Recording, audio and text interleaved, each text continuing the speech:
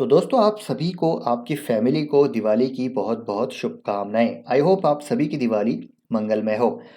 हालांकि देखिए आज के दिन स्टॉक मार्केट क्लोज रहता है, लेकिन स्टॉक मार्केट ट्रेडिशन के अनुसार पिछले 50-60 सालों से जो चली आ रही है, आज के दिन दिवाली के दिन काफ़ी ऑस्पिशियस डे है। दिवाली है, लक्ष्मी जी की पूजा होती है, हिंदू कैलेंडर के अनुसार नववर्ष का आगमन होता है। तो आज हम अगर इन्वेस्टिंग करते हैं या फिर ट्रेडिंग करते हैं तो वो काफ़ी लाभदायक होता है आगे आने वाले समय के लिए, लंबे समय के लिए। तो आज के दिन मुहूर्त ट्रेडिंग रखी जाती है और आज की जो टाइमिंग है वो हमारे लिए जानना ज़रूरी है कि 6:15 से 7:15 यहाँ पर मार्केट ओपन रहेगा, जहाँ पर हम कुछ भी खरीद बेच सकते हैं। तो क्या खरीदना है, कैसे खरीदना है, वो आपके साथ मैं साझा करने वाला हूँ। तो देखिए इस वीडियो में आपके साथ में कोई पर्टिकुलर स्टॉक शेयर नहीं करूँगा। यहाँ पर मैं दो सेक्टर आपके साथ शेयर करने वाला हूँ जो अगले आने वाले सालों में बहुत ज़बरदस्त हमारे लिए यहाँ पर वेल्थ बना के दे सकते हैं। तो उसके पीछे क्या रैशनल है और क्या खरीदना है वो मैं आपके साथ साझा करता हूँ। तो सबसे पहला जो सेक्टर जिसके बारे में बात मैं करूँगा वो है दोस्तों आईटी सेक्टर।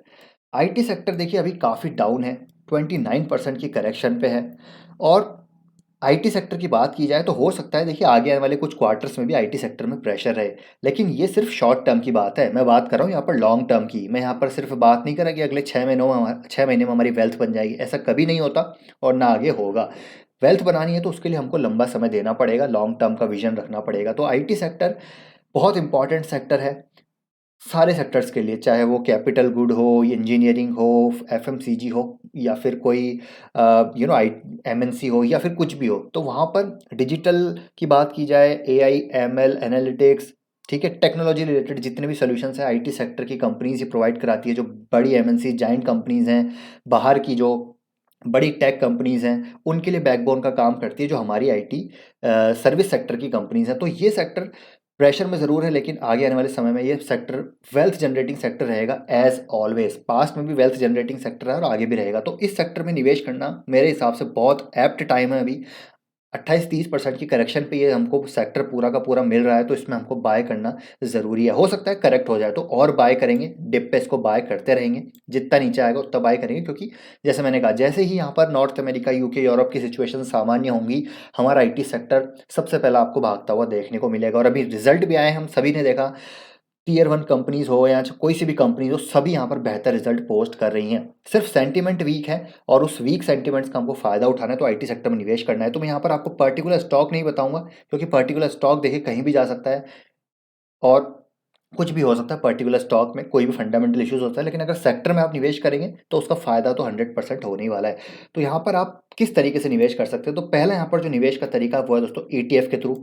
तो आप निफ्टी जो आईटी का ईटीएफ है वो खरीद सकते हैं। निपॉन इंडिया ईटीएफ जो एक जाना माना ईटीएफ है, इसको आप यहाँ पर परचेज कर सकते हैं। और ईटीएफ की बात की जाए तो यहाँ पर देखिए मात्र 0.22% का एक्सपेंस रेशो रहता है। बस आपको यहाँ पर एसआईपी करनी है। एसआईपी का अपना ही महत्व है। वॉलेटाइल मार्केट को का फ़ायदा इन्वेस्टर्स को होता है, ताकि वो अपनी कॉस्ट को एवरेज कर सके। ठीक है, डिसिप्लिन बनाना हमको सिखाती है एसआईपी करना।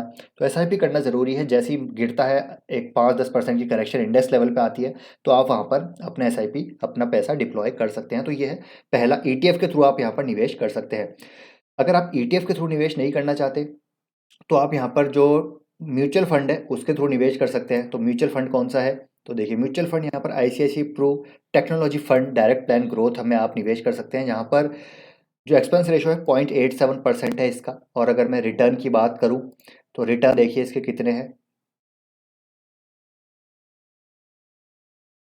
तो यहाँ पर जो रिटर्न है, अगर मैं सिंस इंसेप्शन बात करूँ तो देखिए 22% के रिटर्न है। ज़्यादा दिमाग नहीं लगाना किसी भी कंपनी की को, आपको यहाँ पर नंबर्स नहीं देखने, क्वार्टरली नंबर्स, अर्निंग्स नहीं देखनी, ना ही वहाँ पर आपको कुछ कॉन कॉल में पढ़ना है, ना ही मैनेजमेंट के इंटरव्यू देखने। सिर्फ आप म्यूचुअल फंड में निवेश कीजिए, वहाँ पर आपको सारे ही जितने भी कंपनीज हैं वो आपको एक स्कीम के तहत मिल जाएंगे। तो देखिए 22%, 26%, 32%, 25%, 2, 3, 5 साल सिंस इंसेप्शन। एक साल में ज़रूर यहाँ पर आईटी का रिटर्न नेगेटिव है, लेकिन आप लॉन्ग टर्म देखिए कि आईटी ने कंसिस्टेंट रिटर्न बना के दिए हैं। और हो सकता है यहाँ पर नेगेटिव रहें अगले 6 महीने में, लेकिन फिर से 20% रिटर्न ये पूरा सेक्टर बना के देगा आगे आने वाले समय में। तो ये तो सिर्फ मैं म्यूचुअल फंड की बात कर रहा हूँ। अगर आप डायरेक्ट इक्विटी में इतने यहाँ पर प्रतिभावान हैं कि अच्छी तरीके से एनालाइज कर सकते हैं किसी बिजनेस को, तो डायरेक्ट इक्विटी में भी निवेश कीजिए, वहाँ पर ज़्यादा रिटर्न मिलेगा। लेकिन जैसे कि मैं बात कर रहा हूँ यहाँ पर, मैं अक्रॉस जेनरिक बात कर रहा हूँ कि किस तरीके से हम पूरे सेक्टर को प्ले कर सकते हैं। तो ये हो गया। अब इसमें कौन-कौन सी कंपनीज़ है देखिए, यहाँ पर एक और अच्छा चीज़ क्या है कि यहाँ पर आपको आईटी सेक्टर में निवेश करने का मौका तो मिल ही रहा है, लेकिन साथ ही साथ आपको यहाँ पर जो कंपनीज़ हैं वो कौन-सी मिल रही है। देखिए Infosys, Tata, HCL, Wipro, Tech Mahindra, PVR. अब यहाँ पर फॉरेन इक्विटी भी आपको मिल जाएगी। देखिए एक्सेंचर में भी यहाँ पर जो है इनका करीब 1% का यहाँ पर एलोकेशन है, ठीक है? फेसबुक में भी है, माइक्रोसॉफ्ट में है, और अगर हम देखें फॉरेन इक्विटी में कॉग्निजेंट है, और अगर हम देखें यहाँ पर सेल्स फोर्स है, बड़े बड़े नाम आपको देखने को मिलेंगे, एडोबी है, और आप देखिए कि यहाँ पर वर्कडे, आईएनसी क्लास, ठीक है? तो बड़े बड़े यहाँ पर नाम आपको देखने को मिलेंगे। जितने भी यहाँ पर हमारी आईटी टेक कंपनीज हैं वो तो है ही, साथ ही साथ फॉरेन इक्विटी भी है। तो एक अच्छा फायदा ये है कि आपको थोड़ा सा जोग्राफिकल डाइवर्सिफिकेशन भी मिल जाता है म्यूचुअल फंड के थ्रू। डायरेक्ट प्लान ही आपको लेना है, ये आपको हमेशा ध्यान रखना है, रेगुलर कभी भी नहीं लेना है। तो यहाँ पर एक ऑप्शन हो गया ईटीएफ, एक ऑप्शन हो गया यहाँ पर म्यूचुअल फंड, और एक ऑप्शन और है आपके पास, वो है दोस्तों यहाँ पर इंडेक्स फंड। तो इंडेक्स फंड में भी आप निवेश कर सकते हैं। इंडेक्स फंड का जो यहाँ पर एक्सपेंस रेशो है 0.35% है, और ईटीएफ का 0.22% था। तो इंडेक्स फंड में अगर आप निवेश करना चाहते हैं तो इंडेक्स फंड में भी कर सकते हैं, और इंडेक्स फंड का भी जो बेसिकली यहाँ पर पोर्टफोलियो है वो सिमिलर है यहाँ पर जितनी भी आईटी कंपनीज है उसमें। अगर मैं एक्सपेंस रेशो की आपको बताऊं तो देखिए यहाँ पर एक्सपेंस रेशो किसका कितना है, तो ICICI Pru IT index fund का 0.35 है, टेक्नोलॉजी फंड डायरेक्ट प्लान का 0.79 है। अब यहाँ पर और फंड है टाटा डिजिटल, उस पर भी आप जा सकते हैं, वो भी बढ़िया फंड है। टाटा डिजिटल भी सिमिलर काइंड ऑफ ग्रोथ यहाँ पर दिखा रहा है, इसका भी देखिए 0.34% एक्सपेंस रेशो है। तो बहुत ही मतलब कंजर्वेटिव यहाँ पर एक्सपेंस रेशो बहुत ज़्यादा नहीं है, 1% काफ़ी ज़्यादा हो जाता है, लेकिन 0.34 आई थिंक यहाँ पर सही है। तो इसका जो रिटर्न अगर हम बात करें कितना रिटर्न यहाँ पर बना के दिया है, तो देखिए यहाँ पर रिटर्न की बात की जाए तो इसने भी देखिए सिंस इंसेप्शन 20% के रिटर्न, 5 साल में 27, 29, 25, एक साल में ज़रूर यहाँ पर नेगेटिव है, क्योंकि हम सभी को पता है आईटी सेक्टर परफॉर्म नहीं कर रहा है।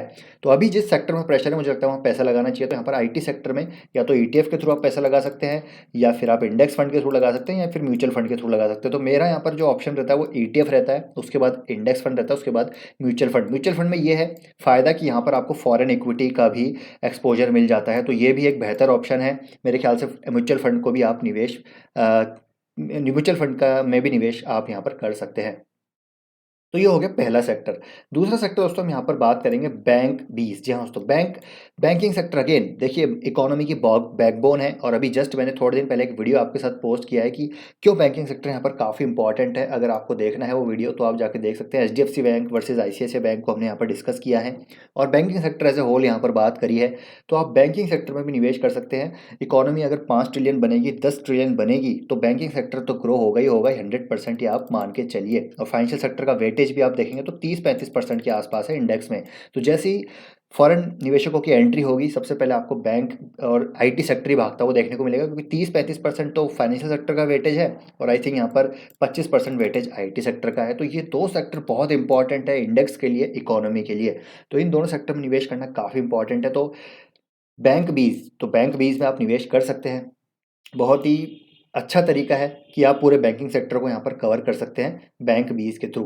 अगर आपको यहाँ पर म्यूचुअल फंड में ईटीएफ में अगर आप सॉरी यहाँ पर अगर आपको रिटर्न्स की बात की जाए बैंक बीज के, तो वो यहाँ पर नॉर्मल 15% के आसपास आपको देखने को मिलेंगे। इसमें HDFC bank, ICICI bank, Kotak Mahindra bank, axis bank, state bank, ये जो 6 बैंक है, मतलब ये जो 5 बैंक हैं, इन्हीं का वेटेज देखिए 26, 25, 50 और 60 और 70 और 80% वेटेज तो यहाँ पर सिर्फ इसी का ही है, ठीक है। ऊपर के टॉप 5 बैंक्स का ही 80% वेटेज है, बाकी छोटे छोटे बैंक है, इंडसइंड बैंक और यहाँ पर AU, bank of Baroda, federal, बंधन, इनके 1-1% के स्टेक है। तो जो मेजोरिटी ऑफ द यहाँ पर इकोनॉमी है इन्हीं बैंक्स के कंधे पे चल रही है, आप ये मान के चलिए, और इसी का वेटेज आपको हर म्यूचुअल फंड में, इंडेक्स फंड में, ईटीएफ में इन्हीं का वेटेज देखने को मिलेगा। नहीं तो आप डायरेक्ट इक्विटी में भी निवेश कर सकते हैं।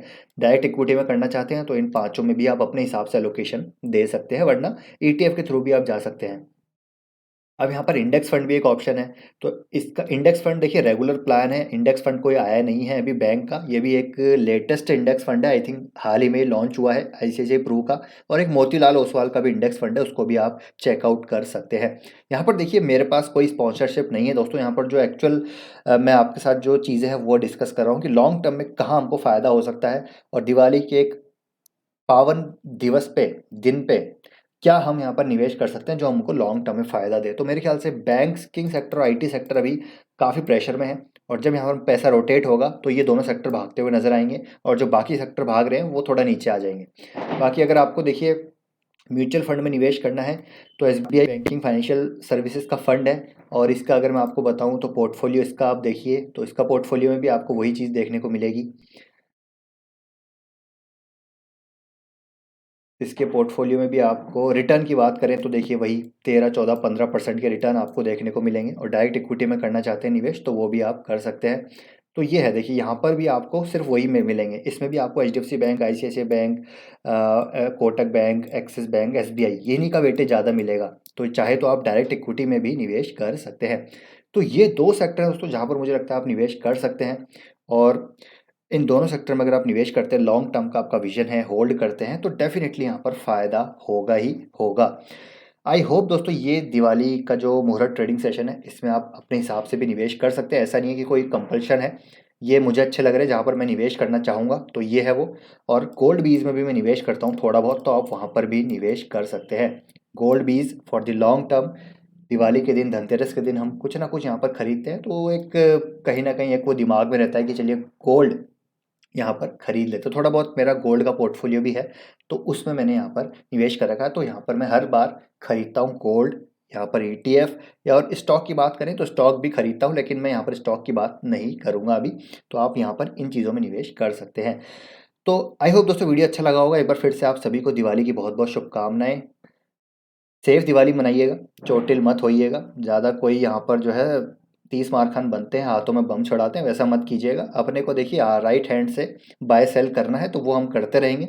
तो सेफ दिवाली मनाइएगा। तो आई होप वीडियो अच्छा लगा, लाइक करके जाइएगा। मिलते हैं दोस्तों आपसे कल नेक्स्ट वीडियो में। Till then take care, bye bye.